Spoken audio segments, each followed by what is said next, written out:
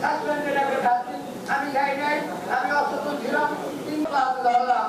আমাকে দুর্বল হলে চলবে না, আমাকে পাগল হলে চলবে না। সম্মানিত উপস্থিতি,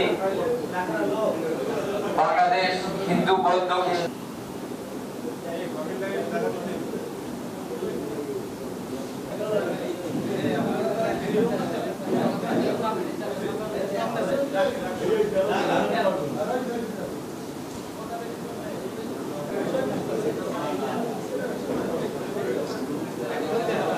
সভার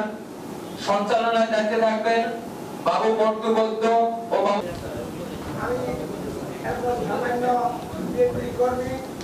কল্যাণ ফ্রন্ট